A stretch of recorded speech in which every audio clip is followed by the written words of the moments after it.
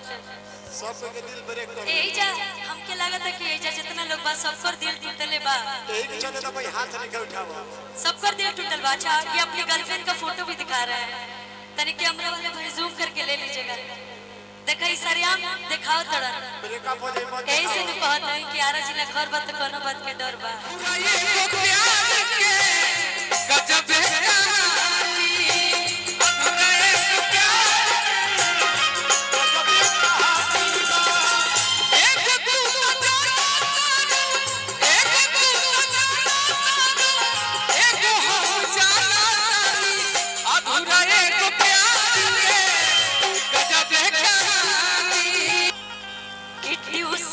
के प्यार पर गइल भारी कि ट्यूशन के प्यार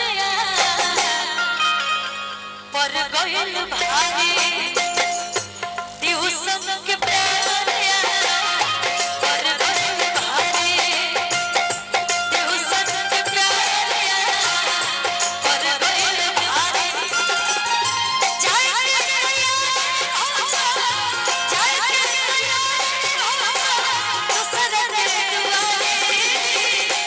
जितने हमारे यूट्यूबर भैया लोग हैं, मैं उन लोग से पूछना चाहती हूँ कि के ट्यूशन में प्यार बार बार हमरा बताइए के ट्यूशन में प्यार बार बार भैया क्या हुआ आपके नहीं क्या भाई उधर भैया खड़े हैं लगभग सबसे भाई भाई ट्यूशन में प्यार आपके भी भाई बा ये सब बेचारे लेकिन हमें वो लाइन बोलो रवा सब एक्सेप्ट करता नहीं है बहुत बड़ी बात काहे कि किसी को चाहो तो इतना चाहो किसी को चाहो तो इतना चाहो कि फिर किसी और को चाहने की चाहत ना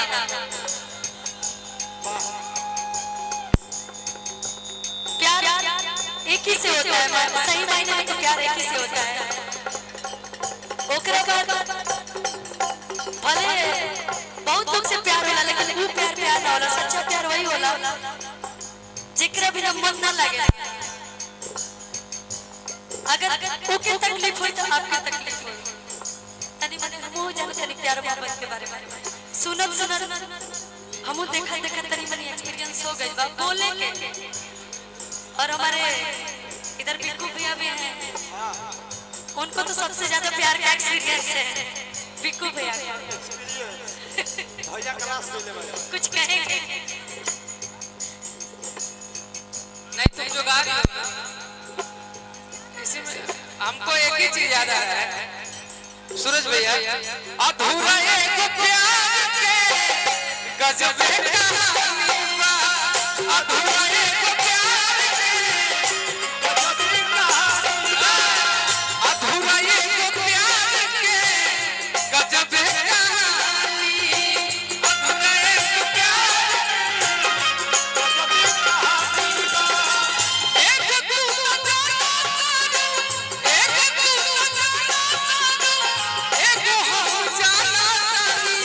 अधूरा एक प्यार के गजब कहानी अधूरा एक प्यार के गजब कहानी बात रहल शादी तक बाकी घर में रही हर मर्जी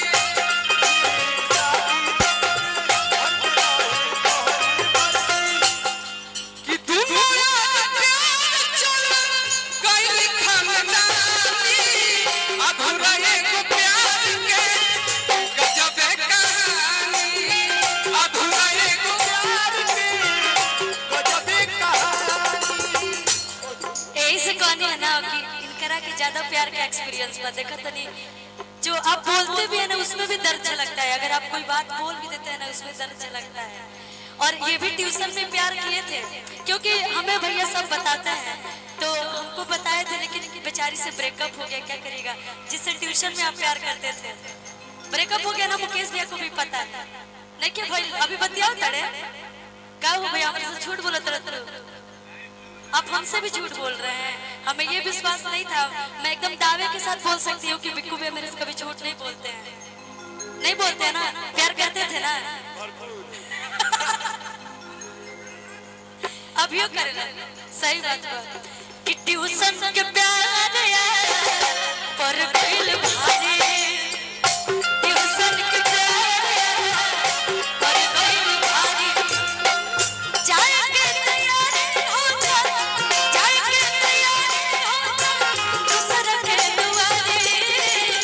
ट्यूशन के प्यार यार पर दिल भारी, ट्यूशन के प्यार यार। और वही में अगर रउआ सबसे केहू प्यार करत तो तनी मनी जरूर ओके समय दे, जान जाने का है। जो तुम्हें चाहे उसको सताना अच्छी बात है,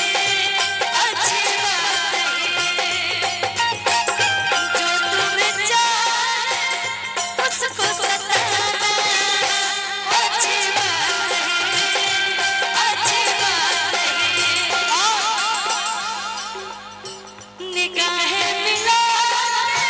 के निगाहें चुराना अच्छी बात है,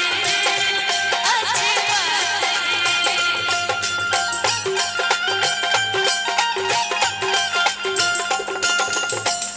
ट्यूशन के प्यार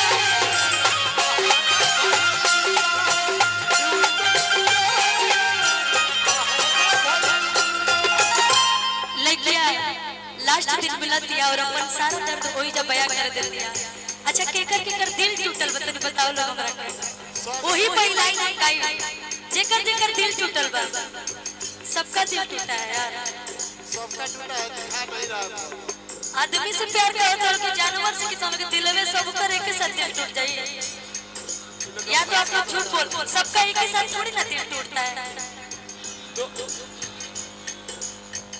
हम भैया कह रहे कि तू को दिल टूटा। अच्छा कोई बात नहीं है, दिल टूटा, अब मेहरारू से प्यार करिए, आपकी ओर से प्यार मत करिए। एक बार दिल टूट गए तो मेहरारू से प्यार करिए, अब दोबारा तो उस प्यार ना होके के चाहिए। सही बात बोलते हैं भैया, क्योंकि अंतदाम में वही काम आएगी। आपकी वाइफ तू ब्याह ही ना करबो, प्रण ले ले बड़ा, तो चल जा गोरखनाथ, तो ही जब मंदिर में बैठ जा। मैं पांडा साहब के अध्यक्ष बनी। अब कहत ये लड़कियां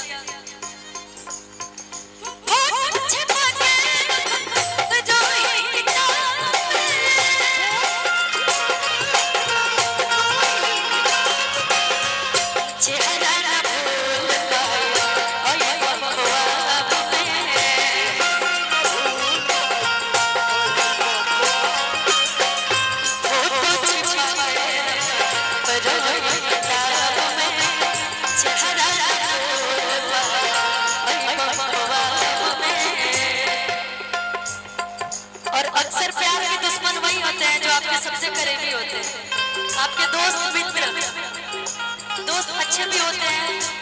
बुरे भी होते हैं, दोस्त भी होते हैं और दुश्मन भी होते हैं। सही बात है, तब कहला प्यार के दुश्मन भाई, प्यार के दुश्मन भाई, दुनिया सारी ट्यूशन के प्यार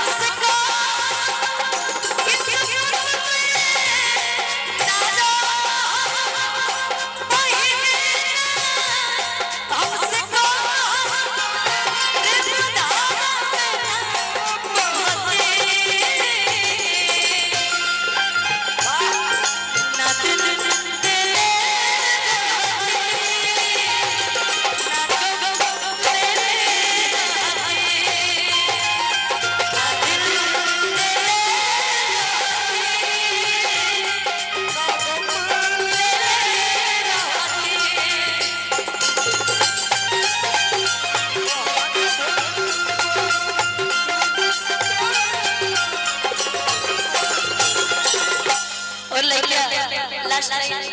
रो रो के कहलस कि अब तो हम जा जाने मुलाकात ना होई, लेकिन ई सच्चा प्यार करत रहे। लेकिन एगो ऐसनो प्यार होता जानते नहीं कैसन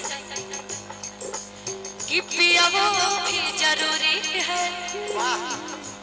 आयरो भी जरूरी है, आ जरूरी है मजबूरी है, दोनों की प्यारी अधूरी है। ये हमरे गीत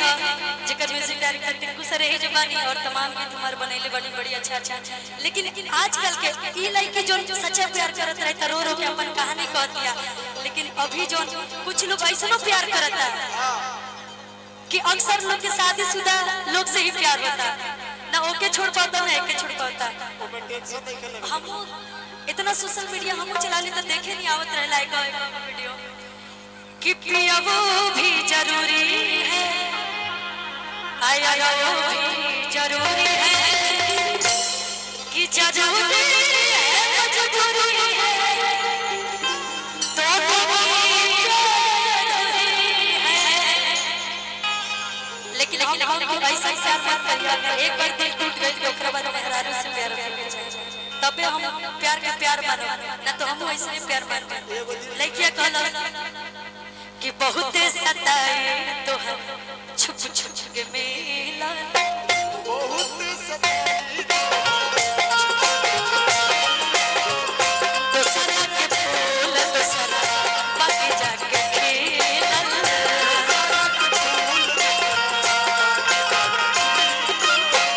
बहुत सताए तो हम छुप छुप के मिला, दूसरा के फूल दूसरा बाकी जाके खेला।